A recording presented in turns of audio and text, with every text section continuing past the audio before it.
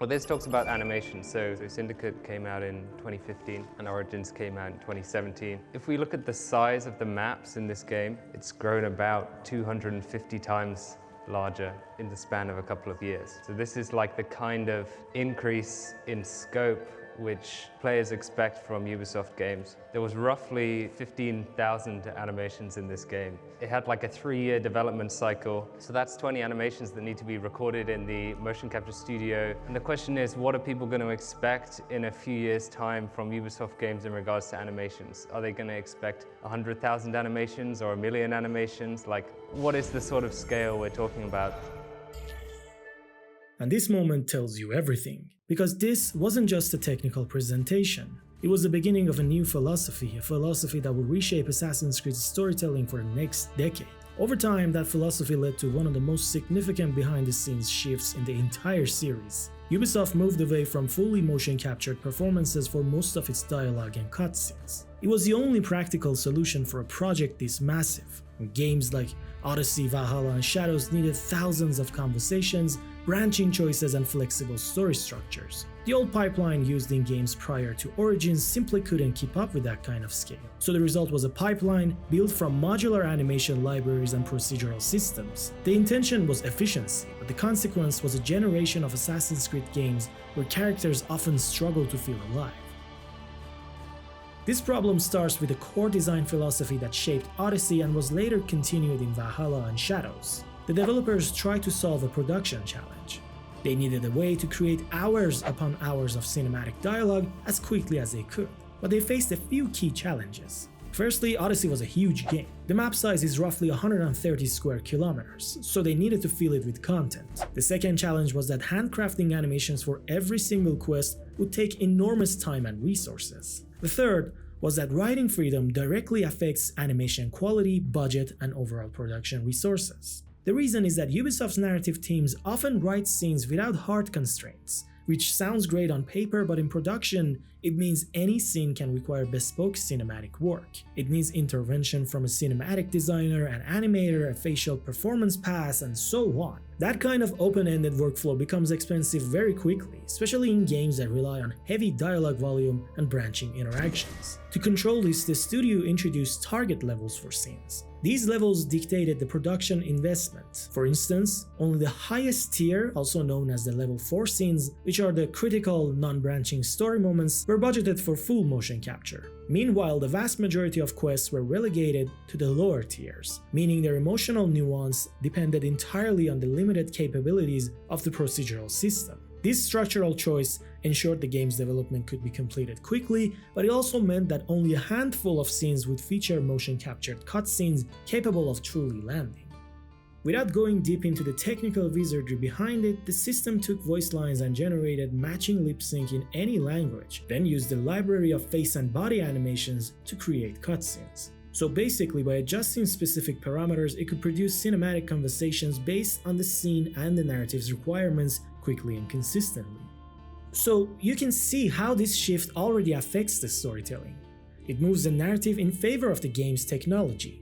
The intention behind this approach is understandable. The studio needed a production pipeline that could deliver new story missions, side quests, and seasonal updates on a constant schedule. Odyssey's developers have stated directly that they were expected to release new content every 2 weeks.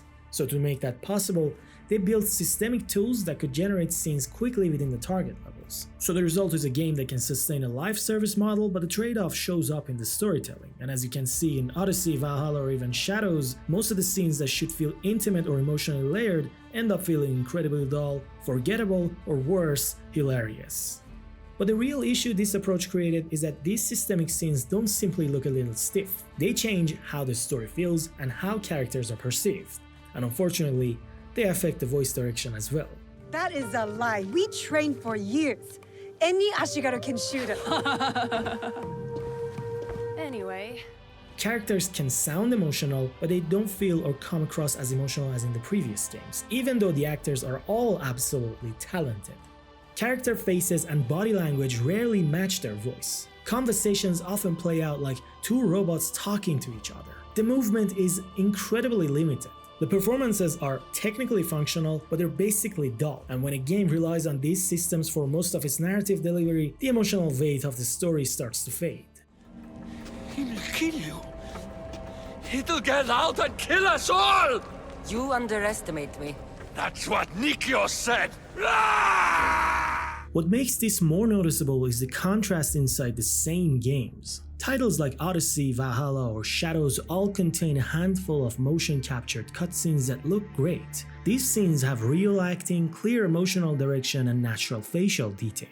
But the moment the game switches back to the systemic animation pipeline, the difference becomes obvious. Characters suddenly feel rigid, their expressions flatten, and the voice direction feels disconnected from what you see on screen. The issue isn't that modern Assassin's Creed can't deliver emotional depth, it can, and the motion captured scenes prove it. The problem is that these scenes are rare. The vast majority of the game relies on procedural systems, so the emotional consistency falls apart. You feel the characters shift in tone depending on whether a scene is motion captured or system generated, and at times, that inconsistency makes it hard to understand who the character really is. Box. It cannot be opened. It cannot be taken. Promise me, Plum. I promise. And don't get me wrong, it's clearly not an Assassin's Creed only problem. Other Ubisoft games show the same symptoms. A lot of Ghost Recon Breakpoint's cutscenes feel mechanical. Avatar Frontiers of Pandora has beautiful environments, but lots of awkward facial animations. Star Wars Outlaws suffers from the same stiffness whenever the scene isn't fully motion captured, and the list goes on. But the difference is that these games usually compensate with more fully motion captured scenes, which helps hide the systemic stiffness. Assassin's Creed, on the other hand, leans far more heavily on procedural systems because of its scale and volume of dialogue. So, generally speaking, this is not an engine issue. This is not a franchise-specific flaw, it's simply a pipeline problem. You can also see how other studios face similar challenges but solve them differently. The Witcher 3 and Horizon Zero Dawn were praised for many things, but their dialogue animations were often robotic and considered some of the weakest aspects of these games. Their developers dramatically improved quality without abandoning large worlds or flexible systems in their newer projects such as Cyberpunk 2077 or Horizon Forbidden West. They still use machine learning, procedural animation, and systemic dialogue tools, but the results look cleaner, more emotional, and more directed. And I'm pretty sure as time goes on, they will keep improving these systems even further. That's why it's not accurate to assume procedural animation is bad by default. If the underlying system is well designed, the results can be excellent. What really matters is direction, priorities, and production philosophy. CD Projekt Red and Guerrilla Games refine their systems and put more emphasis on expressive storytelling. And the games I mentioned earlier show what happens when a studio chooses quality of delivery over quantity. And this leads to an uncomfortable truth about modern Ubisoft design. The sheer size of the world often demands so much content that quality has to bend somewhere. When a game spans 130 square kilometers, needs weekly or bi-weekly updates, and aims to function as a live service experience, the animation pipeline has to be built for speed, not subtlety. The voice direction takes a hit, the pressure redirects the entire narrative process. Writers write with systemic limits, animators work within the constraints of the target levels, and directors must pick their battles on which scenes deserve full motion capture and which must be handled by the system. None of this is laziness, and it's not even about talent. For what it's worth, creating these solutions requires massive talent. It's the visible in-game consequence of a production philosophy where the business model, the need for constant content release, and monetization take precedence over the depth of the video game. It's also important to note that while good-looking animations are essential for story-driven games in specific genres, the writing quality is just as crucial. When both work together, they create emotionally heavy and memorable scenes. In my opinion, the real solution isn't just about improving the systemic tools. It requires a fundamental shift in production philosophy, a pivot away from the live service model. For a story-driven action RPG, the game has to choose where its value lies: in map size and content volume, or in character development, emotional weight, pacing, and narrative depth. Look at the Valley of Memory expansion that was released recently. It comes across as having more motion captured scenes than Mirage's base game, largely because of its shorter, more focused structure. and because of that, it instantly became a fan favorite.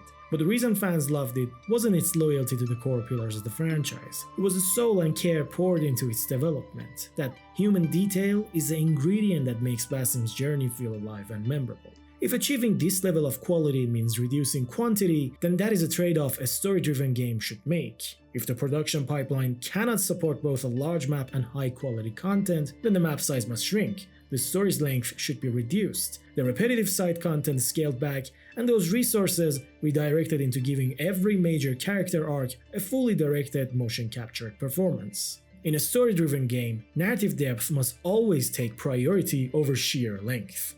And when a team chooses focus over scale, the result is a story that resonates instead of one that simply exists. And I say all of this because I genuinely want Ubisoft to succeed. They've created some of my favorite worlds and characters, and I want to see them reach that peak again. Pointing out these issues isn't about tearing anything down.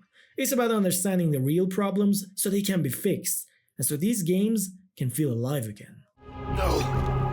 My plan will not be forgotten!